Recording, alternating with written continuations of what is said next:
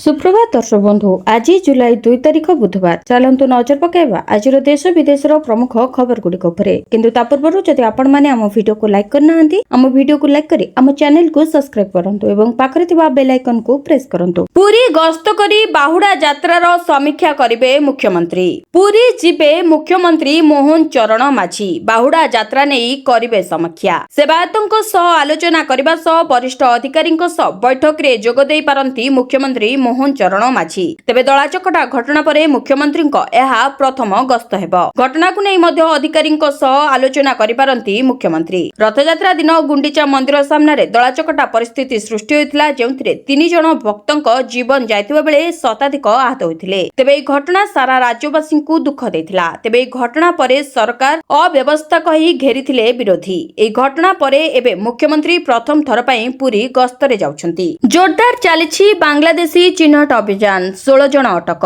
जगतसिंहपुर जिला पारादीप सहर में 16 जन संदिग्ध बांग्लादेशी नागरिकों को अटक रखा जायछि। यापरे पुलिस कर्तृपक्ष एक जोरदार चिन्हट अभियान आरंभ करिछि। जगतसिंहपुर जिला कलेक्टर जे सोनाल अध्यक्षतार अनुष्ठित एक उच्चस्तरीय बैठक पर यह अभियान को त्वरान्वित करा जायछि। तेबे संदिग्ध व्यक्ति परिचय जांच पई जिले में 4टी जांच केन्द्र स्थापन करा जायछि। पुलिस सूत्ररू जणा पड़िछि जे पारादीप मॉडल थाना, मेराइन थाना, लक थाना, अभय चंदपुर थाना, जटाधारी मुहाण मेराइन थाना, एरसमा थाना एवं कुजंग थाना अंचल अवैध बसती संदेह होउथिबा स्थान गुड़िकरे निगरानी बढ़ाई जायछि। सेबरी अटक होइथिबा 6 जनकु पारादीपर अथर बांकी स्थित श्रमिक आश्रयस्थळीरु स्थानांतर करा जायछि। एभली अभियान रे पुलिस आधार कार्ड, भोटर परिचय पत्र, जमी कागज पत्र एवं डोमिसाइल सर्टिफिकेट आदि जांच करुछि। एरसमा और पारादीप अंचलरु अटक होइथिबा 6 जनक परिचय जांच चलिछि एवं सेमाने वर्तमान पुलिस हेफाजत रे थिबा जणा पड़िछि। एस जयशंकर बड़ खुलासा। पीएम मोदी को अमेरिका आसीथिला कॉल। भारतर वैदेशिक मंत्री एस जयशंकर जे कि जम्मू काश्मीर पहलगाम रे होइतिबा आतंकी आक्रमण को नहीं एक बड़ खुलासा करछंती। से कहछंती एही आक्रमण आर्थिक आक्रमण थिला। एही आक्रमणर उद्देश्य थिला काश्मीर रे टूरिस्ट को क्षति पहुंचाइबा। जयशंकर स्पष्ट भाबे कहछंती जे भारत उपरे जदि परमाणु आक्रमणर धमक मध्ये दिया जाय तेबे पाकिस्तान रु आसीबाकु थिबा आतंकवाद उपरे कार्यानुष्ठान अटकिबो नाही। न्यूयॉर्क रे न्यूज बीकंक सह कथा होई एस जयशंकर कहचंती जे एही आक्रमण केवल लोकन को डराइबा पई नुहे बरं काश्मीर रोजगार रो सबटु बड़ जरिया पर्यटकन को मारिबा उद्देश्य रे करा जायछि। वैदेशिक मंत्री अमेरिकार राष्ट्रपति डोनाल्ड ट्रम्प को सेही विबृति को भूल कहचंती जेउथिरे से कहिथिले जे अमेरिका भारत एवं पाकिस्तान उपरे ट्रेड डीलर प्रभाव सृष्टि करी सीज फायर करथिले। जयशंकर आउरी मध्ये कहचंती जे मु दुखित प्रधानमंत्री मोदी को सह थिली जेतेबेले अमेरिकार राष्ट्रपति डेजी भांस फोन रे कथा होइथिले। से कथाबार्ता रे ट्रेड डीलर कोनोसी दाबी नथिला। से या मध्ये कहिथिले जे भारत आतंकवाद विपक्ष रे ठिया हेबो एवं कोनोसी मध्ये धमक बा प्रेशर आमे रोकी पारिबु नाही। उत्तर ओडिसा रे बन्या स्थिति। तळिया अंचल रे पानी पसिबारु लोके हंतसंत।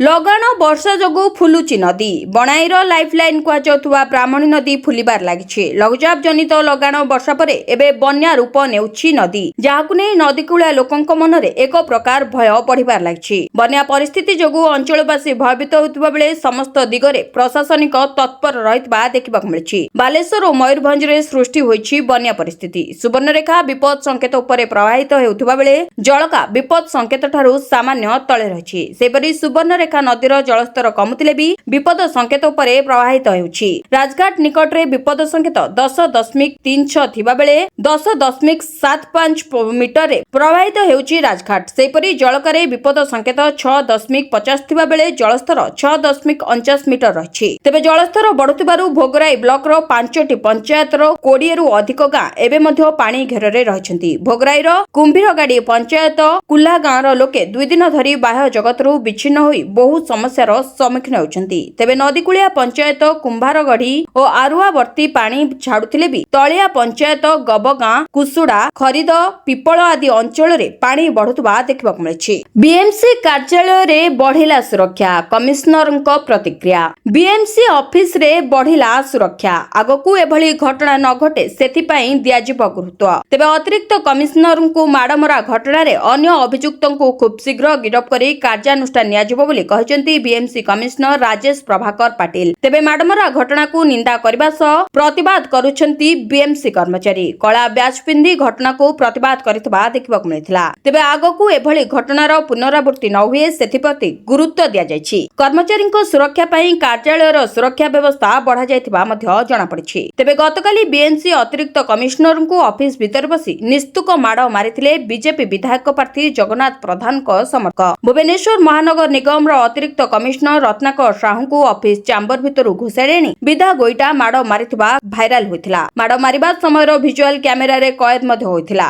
ଗୋଇଠା ପରେ ଗୋଇଠା ବିଧା ଚାପୁଡା ମାରି ଚାଲିଥିଲେ 5 ରୁ 6 ଜଣ ବ୍ୟକ୍ତି। ତେବେ ଅତିରିକ୍ତ କମିଶନରଙ୍କୁ ମାଡ଼ ମାରିବା ଘଟଣାରେ ଥାନାରେ ମାମଲା ହେବା ପରେ ଘଟଣାରେ କର୍ପୋରେଟରଙ୍କ ସମେତ 4 ଜଣ ଗିରଫ ହୋଇଛନ୍ତି। 14ରେ ଓଡିଶା ଆସିବେ ରାଷ୍ଟ୍ରପତି। 14 ତାରିଖରେ ଓଡିଶା ଆସିବେ ରାଷ୍ଟ୍ରପତି ଦ୍ରୌପଦୀ ମୁର୍ମୁ। 2 ଦିନିଆ ଓଡିଶା ଗସ୍ତରେ ଆସିବେ ରାଷ୍ଟ୍ରପତି। ତେବେ ସୂଚନା ଅନୁସାରେ 14ରେ ଭୁବନେଶ୍ୱର ଏମ୍ସ ସମାବର୍ତ୍ତନ ଉତ୍ସବରେ ଯୋଗ ଦେବାର କାର୍ଯ୍ୟକ୍ରମ ରହିଛି। ଏହାସହ 15 ତାରିଖରେ କଟକର ବିଭିନ୍ନ କାର୍ଯ୍ୟକ୍ରମରେ ରାଷ୍ଟ୍ରପତି ଯୋଗ ଦେବେ। କଟକ ଗସ୍ତ ସମୟରେ ରେଭେନ୍ସା ବିଶ୍ୱବିଦ୍ୟାଳୟର ସମାବର୍ତ୍ତନ ଉତ୍ସବରେ ସେ ଯୋଗ ଦେବେ। ଖାଲି ଏତିକି ନୁହେଁ ବରଂ ରେଭେନ୍ସା ବାଳିକା ବିଦ୍ୟାଳୟର ଶିଳାନ୍ୟାସ କରିବାର କାର୍ଯ୍ୟକ୍ରମ ମଧ୍ୟ ରହିଛି। ସେପଟେ ଆଦିକବି ସାରଳା ଦାସଙ୍କ ପ୍ରତିମୂର୍ତ୍ତିରେ ପୁଷ୍ପମାଲ୍ୟ ଅର୍ପଣ କରିବା ସହ କଟକରେ କଳିଙ୍ଗ ରତ୍ନ ପୁରସ୍କାର 2024 ଉତ୍ସବରେ ଅତିଥି ଭାବେ ଯୋଗଦେବେ ମହାମହିମ ରାଷ୍ଟ୍ରପତି ଦ୍ରୌପଦୀ ମୁର୍ମୁ। 1 ମାସ ପାଇଁ ନିରାପତ୍ତା ପରିଷଦର ସଭାପତି ହେଲା ପାକିସ୍ତାନ। ପାକିସ୍ତାନ ମଙ୍ଗଳବାର ଜୁଲାଇ 2025 ପାଇଁ ଜାତିସଂଘ ସୁରକ୍ଷା ପରିଷଦର ଅଧ୍ୟକ୍ଷତା ଗ୍ରହଣ କରିବାକୁ ଯାଉଛି। ପାକିସ୍ତାନର ସରକାରୀ ଗଣମାଧ୍ୟମ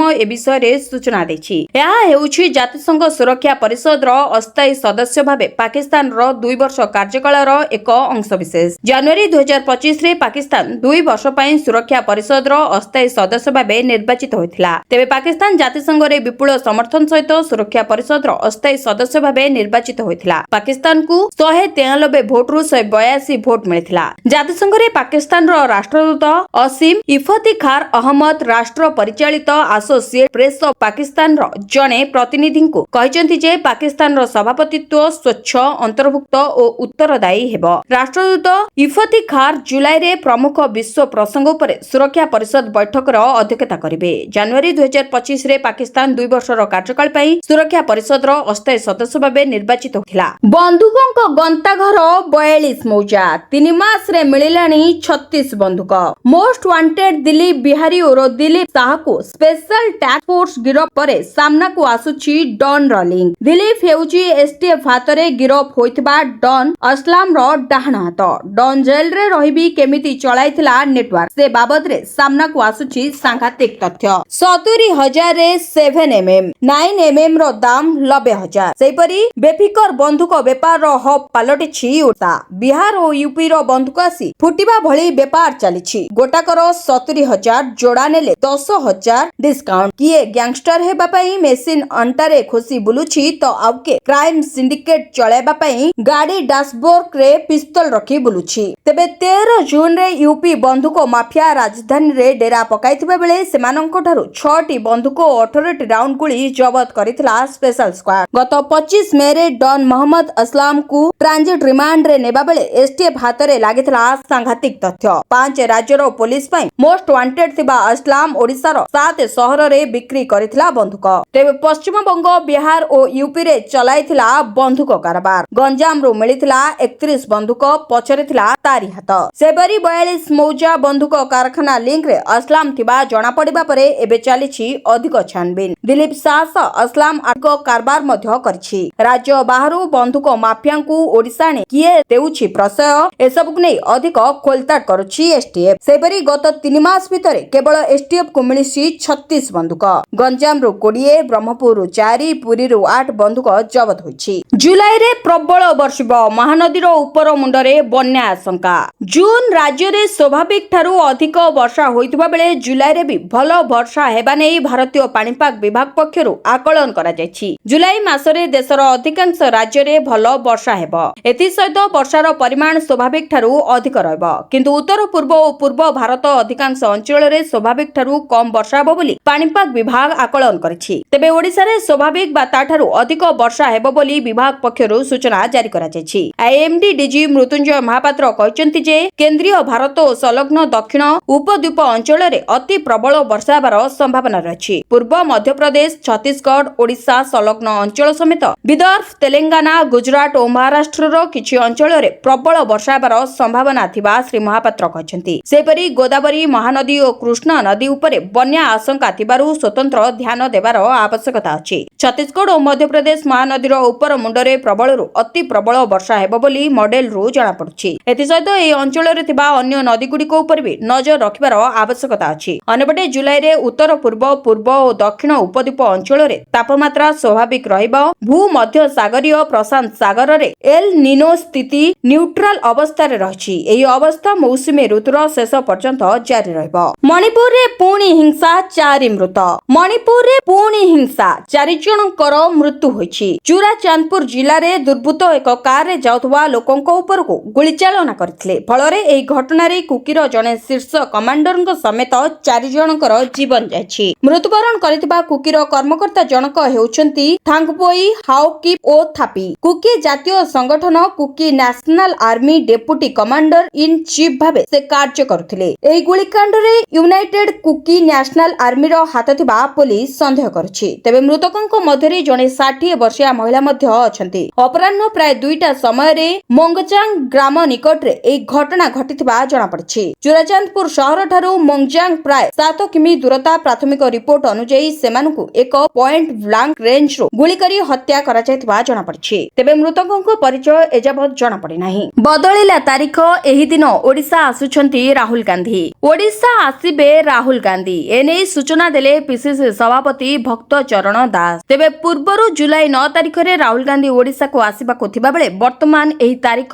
ବଦଳି ଯାଇଛି। ବର୍ତ୍ତମାନ 11 ଜୁଲାଇରେ ଓଡ଼ିଶା ଆସୁଛନ୍ତି ରାହୁଲ ଗାନ୍ଧୀ। ରାହୁଲଙ୍କ ସହ କଂଗ୍ରେସ ଦଳର ଅଧ୍ୟକ୍ଷ ମଲ୍ଲିକାର୍ଜୁନ ଖଡଗେ ମଧ୍ୟ ଓଡ଼ିଶା ଗସ୍ତ କରିପାରନ୍ତି ବୋଲି କୁହାଯାଉଛି। ତେବେ ଭୁବନେଶ୍ୱରରେ କଂଗ୍ରେସ ତରଫରୁ ହେବାକୁ ଯାଉଛି ବଡ଼ ସମାବେଶ, ଯେଉଁଥିରେ ସାମିଲ ହେବେ ରାହୁଲ ଗାନ୍ଧୀ ଓ ଦଳୀୟ ଅଧ୍ୟକ୍ଷ। ରାଜ୍ୟରେ ଆଇନ ଶୃଙ୍ଖଳା ପରିସ୍ଥିତି ଓ ବର୍ଷକର ସରକାର ବିଫଳତାକୁ ନେଇ ଏହି ସମାବେଶ କରିବ କଂଗ୍ରେସ। ଜୁଲାଇ 9 ପରିବର୍ତ୍ତେ 11ରେ ରାହୁଲ ଗାନ୍ଧୀ ଓଡ଼ିଶା ଆସି ପହଞ୍ଚିବେ। ଅନେକ ଦିନ ଧରି ରାହୁଲ ଗାନ୍ଧୀ ଓଡ଼ିଶା ଆସିନାହାନ୍ତି। ଦୀର୍ଘ ଦିନ ପରେ ରାହୁଲ ଓଡ଼ିଶା ଆସିଥିବା କହିଛନ୍ତି ରାଜ୍ୟ ପିସିସି ସଭାପତି ଭକ୍ତ ଚରଣ ଦାସ। ବିଏମ୍ସି ଅତିରିକ୍ତ କମିଶନରଙ୍କୁ ମାଡ଼ ଘଟଣା, ବିଜେପିର 5 ନିଲମ୍ବିତ। ବିଏମ୍ସି ଅଫିସରେ ଅତିରିକ୍ତ କମିଶନରଙ୍କୁ ମାଡ଼ ମାରିବା ଘଟଣାରେ ବିଜେପି ଦଳରୁ 5 ଜଣଙ୍କୁ ସସ୍ପେଣ୍ଡ କରାଯାଇଛି। କର୍ପୋରେଟର ଅପରୂପ ନାରାୟଣ ରାଉତ ସସ୍ପେଣ୍ଡ ହୋଇଥିବା ବେଳେ ରଶ୍ମିରଞ୍ଜନ ମହାପାତ୍ର, ଦେବାଶିଷ ପ୍ରଧାନଙ୍କୁ ମଧ୍ୟ ସସ୍ପେଣ୍ଡ କରାଯାଇଥିବା ଜଣାପଡ଼ିଛି। ସେହିପରି ସଚିକାନ୍ତ ସ୍ୱାଇଁ ଓ ସଞ୍ଜୀବ ମିଶ୍ରଙ୍କୁ ମଧ୍ୟ ଦଳରୁ ନିଲମ୍ବନ କରାଯାଇଛି। ବିଏମ୍ସି କାର୍ଯ୍ୟାଳୟରେ ବିଶୃଙ୍ଖଳା ସମ୍ପୃକ୍ତି ଅଭିଯୋଗରେ ଦଳ ପକ୍ଷରୁ ଏମାନଙ୍କୁ ନିଲମ୍ବନ କରାଯାଇଥିବା ଜଣାପଡ଼ିଛି। ଏହାକୁ ପ୍ରତିବାଦ କରି ବିଏମ୍ସି କର୍ମଚାରୀମାନେ କଳା ବ୍ୟାଚ୍ ବାନ୍ଧି କାର୍ଯ୍ୟ ବନ୍ଦ ଡାକରା ଦେଇଛନ୍ତି। ତେବେ ଘଟଣାକୁ ନେଇ ରାଜ୍ୟ ରାଜନୀତି ମଧ୍ୟ ବେଶ୍ ସରଗରମ ହେବାରେ ଲାଗିଛି। ଜନଗଣନା ସମୟରେ ପଚରାଯିବ 26 ପ୍ରଶ୍ନ। ଆପଣଙ୍କ ଘରେ ଅଛି କେତୋଟି କୋଠରୀ, ଏସି, ଫୋନ, ଗାଡି ଅଛି କି ନାହିଁ ପଚାରିବ ଜନଗଣନା ଟିମ୍। ଜିଲ୍ଲା ପ୍ରଶାସନକୁ ଜନଗଣନା ଫର୍ମ ମିଳିଛି। ଜିଲ୍ଲା ପ୍ରଶାସନ ଏବଂ ପରିସଂଖ୍ୟାନ ବିଭାଗ ମଧ୍ୟ ଜନଗଣନା ପାଇଁ ପ୍ରସ୍ତୁତି ଆରମ୍ଭ କରିଛି। ଏଥିପାଇଁ ଏଡିଏମ୍ ପ୍ରଶାସନକୁ ନୋଡାଲ ଅଧିକାରୀ ଭାବରେ ନିଯୁକ୍ତି କରାଯାଇଛି। ଯେତେବେଳେ ଜନଗଣନା ଠାରୁ ସୂଚନା ନିଆଯିବ, ସେମାନଙ୍କୁ ପଚରାଯିବ ଯେ ଆପଣଙ୍କ ଘରେ କେତେ କୋଠରୀ ଅଛି, ପରିବାରରେ କେତେ ସଦସ୍ୟ ଅଛନ୍ତି, ପରିବାର ସଦସ୍ୟମାନେ କେଉଁଠି ରୁହନ୍ତି, ଆପଣଙ୍କର କେତେ ରାସନ କାର୍ଡ ଅଛି, ଘରେ ଏସି ଅଛି କି ନାହିଁ, ଆପଣ କେଉଁ ପ୍ରକାରର ଯାନବାହନ ବ୍ୟବହାର କରନ୍ତି, ଘରର କେତେ ସଦସ୍ୟ ଫୋନ ବ୍ୟବହାର କରନ୍ତି, ପରିବାର କେଉଁ ଜାତି ବର୍ଗରେ ପଢେ। ଜିଲ୍ଲା ପରିସଂଖ୍ୟାନ ଅଧିକାରୀ ଅତୁଲ ସକ୍ସେନା କହିଛନ୍ତି ଯେ ଯଦିଓ ଏଥର ଜନଗଣନାର ସମସ୍ତ ଅଧିକାର ଜିଲ୍ଲା ପ୍ରଶାସନକୁ ଦିଆଯାଇଛି, କିନ୍ତୁ ଏହାର ନୋଡାଲ ଅଧିକାରୀ ଏଡିଏମ୍ ପ୍ରଶାସନ ସୂର୍ଯ୍ୟକାନ୍ତ ତ୍ରିପାଠୀଙ୍କୁ କରାଯାଇଛି। ତେବେ ପରିସଂଖ୍ୟାନ ବିଭାଗ କେବଳ ଜନଗଣନା କରୁଥିବା କର୍ମଚାରୀଙ୍କ ଉପରେ ନଜର ରଖିବ। ସେ ଆହୁରି ମଧ୍ୟ କହିଛନ୍ତି ଯେ ଶିକ୍ଷକ, ପଟୁଆରୀ, ସଚିବ ଏବଂ ଅନ୍ୟାନ୍ୟ ବିଭାଗର କର୍ମଚାରୀମାନଙ୍କୁ ଜନଗଣନାରେ ଡ୍ୟୁଟିରେ ନିୟୋଜିତ କରାଯିବ। ଜନଗଣନା ସମୟରେ ଗାଁ ମଧ୍ୟରେ ଶିବିର ସ୍ଥାପନ କରାଯାଇପାରିବ, ଯେଉଁଥିରେ କର୍ମଚାରୀମାନେ ରାତିରେ ରହିବେ। ତଥାପି ସରକାର ଏପର୍ଯ୍ୟନ୍ତ ଏଥିପାଇଁ ଅନୁମତି ଦେଇନାହାନ୍ତି। ଶିବିର ସ୍ଥାପନର ଲାଭ ହେବ ଯେ ଦିନ ରାତି ସେଠାରେ ରହି 2 ଦିନ ମଧ୍ୟରେ ଗୋଟିଏ ଗାଁ କାମ ଶେଷ ହୋଇଯିବ। ଜନଗଣନା ସମୟରେ ଏହା ମଧ୍ୟ ପଚରାଯିବ ଯେ ଆପଣଙ୍କର ଘରେ ପାନୀୟ ଜଳର ଉତ୍ସ କଣ, ଆପଣଙ୍କ ଘରକୁ ବିଦ୍ୟୁତ କିପରି ଆସୁଛି, ସଂଯୋଗ ଅଛି କି ସୌର ଶକ୍ତି ପ୍ଲାଣ୍ଟ ଚଲାଯାଇଛି, ଘରେ ଶୌଚାଳୟ ଅଛି କି ନାହିଁ ମଧ୍ୟ ପଚରାଯିବ। ଧାନ କିଣାରେ ସ୍ୱଚ୍ଛତା ଆଣିବେ ସରକାର। ଆଗାମୀ ବର୍ଷରୁ ଚାଷୀଙ୍କର ହେବ ଇ-କେୱାଇସି। ଏଥର ଧାନ କିଣାରେ ରେକର୍ଡ କରିଛନ୍ତି ସରକାର। ଏହାଛଡା ଏମଏସପି ବୃଦ୍ଧି ପଡୋଶୀ ରାଜ୍ୟର ଚାଷୀଙ୍କୁ ଓଡ଼ିଶା ପ୍ରତି ଆକୃଷ୍ଟ କରିଛି। ତେଣୁ ମିଲ मिलर्स पड़ोशी राज्यरू धान आनी ओडिशा रे बिकिछंती। फलरे ओडिशार किछि चाषी धान बिकी पारि नथिबा अभियोग होइछि। याकू बंद करिबाकू सरकार आगामी वर्षठारू चाषीक ई-केवाईसी कराइबे। ओडिशा एकमात्र राज्य भाबे समृद्ध कृषक योजना अधीन रे चाषींकू रबी धान रे क्विंटाल पिछा 3100 टंका एमएसपी ओ इनपुट सहायता बाबद रे प्रदान करुछि। एथिपाई पड़ोशी राज्यर चाषींक आखि पड़िछि ओडिशा उपरे। पड़ोशी राज्य छत्तीसगढ़ रे खरीफ ऋतु रे धान किणा न जाउनथिबारु एही धान बरगढ़ रे बिक्री होइतबा अभियोग करिसेंती चाषी। मिलर्स माने सेठारु 1600 टंका रे धान किणी ओडिसा रे 3100 टंका रे धान बिक्री करिसेंती। सेपरि मिलर्स ओ अधिकारींक मधु चंद्रिका रे छत्तीसगढ़ रु धान बरगढ़ समेत राज्यर विभिन्न जिला को धान जाउछि। फलरे ओडिसार चाषींक धान किणिबारे विलंब होइतबा अभियोग करिसेंती चाषी। धान किणा प्रक्रिया रे स्वच्छता अवलंबन करिबा पई एवं अन्य पड़ोशी राज्यरू आसुतबा धान को रोकिबा पई चाषींक ई-केवाईसी व्यवस्था लागू करबाकू योजना करिसेंती सरकार। सोमवार कृषि मंत्रींक अध्यक्षतारे बसिथिबा बैठक रे राज्यर प्रकृत चाषी किभଳି उपकृत होई परिबे ता उपरे गुरुत्व दैछंती मंत्री। या व्यतीत आगामी समय रे धान किणा निमंते नूतन नीति आनिबा पई सरकार विचार करछंती। सरीगला जून आसिलानी पीएम किसान रो 20तम किस्ती।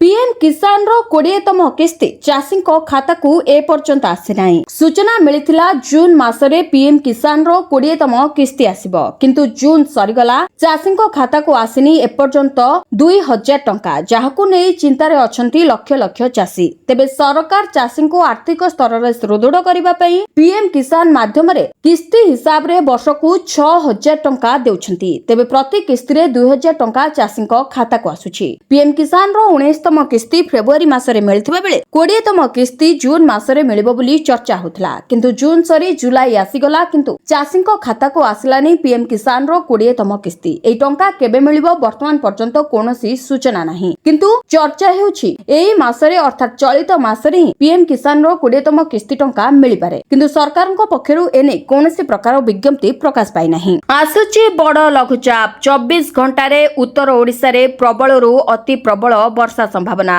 लघुचाप प्रभाव रे सारा राज्य रे वर्षा लागि रहितबा बेले आगको आसुछि आउ एक लघुचाप। जुलाई 4 रु 6 तारिख मध्य रे आउ एक लघुचाप संभावना रहितबा नै आकलन करिछि पाणीपाग विभाग। एपटे 24 घंटा रे उत्तर ओडिसा रे प्रबल वर्षा हेबार संभावना रहिछि। आईएमडी डीजी मृत्युंजय महापात्रंकर सूचना रहिछि जे लघुचाप एबे झारखंड देई गति करुछि, जार प्रभाव रे झारखंड रे वर्षा लागि रहिछि। सेपरि जुलाई 6 रे आउ एक घूर्णिबलय सृष्टि हेबार संभावना अछि। एहार प्रभाव रे उत्तर ओडिसा रे प्रबल वर्षा हेबा सहित महानदी उपरमुंड रे वर्षा अधिक होबो बोली सूचना रहिछि। एबे जारी रहितबा लघुचाप वर्षार प्रभाव आसंता 4 तारिख जाए देखिबाकू मिलि पारे। उत्तर पश्चिम रे प्रबल वर्षा नै ऑरेंज अलर्ट जारी करिछि पाणीपाग विभाग। सेपरि गांगेटी पश्चिम बंग उपकूल और एहार पार्श्ववर्ती अंचल रे सक्रिय रहिछि लघुचाप। क्रमशः पश्चिम उत्तर पश्चिम दिगरे गति करी आसंता 2 दिन उत्तर ओडिशा गांगेटिक पश्चिम बंग और झारखंड देई गति करिबो। सेपटे मयूरभंज केन्दुझर सुंदरगढ़ संबलपुर नवरंगपुर कलाहांडी कोरापुट रे प्रबल रु अति प्रबल वर्षा नै ऑरेंज वार्निंग जारी करिछि आंचलिक पाणीपाग विज्ञान केन्द्र। पाखे आसुछि समय महिलांक खाता को आसीबो 15000 टंका। सुभद्रा योजना रो तृतीय पर्याय टंका आउ मासक परे मिलिबो, अर्थात अगस्त 9 तारिख रे आसीबो सुभद्रा रो तृतीय पर्याय टंका। योग्य हिताधिकारींक खाता को जिवो 15000 टंका। एने तारीख मध्य घोषणा सरिछि। केवल अपेक्षा रहिछि राखी पूर्णिमा को। राखी पूर्णिमा रे जो माने योग्य विवेचित होइतिबे सेही भली हिताधिकारींक खाता को जिवो 15000 टंका। सेपरि जो माने प्रथम एवं द्वितीय पर्याय टंका पाइ सरिछन्ती सेमानक खाता को 5000 टंका एवं जो माने केवल प्रथम पर्याय टंका पाइछन्ती सेमानक खाता को जिवो 10000 टंका। सेपरि कॉलेज छात्री माने मध्य एही टंका पाइ परिबे। भिडियोटी को शेष जाए देखिथिबारु आपनकु धन्यवाद। जदि आम भिडियो गुडी को आपनकु भलो लागुछि ताले भिडियो को लाइक करी कमेंट रे जय जगन्नाथ लिखंतु।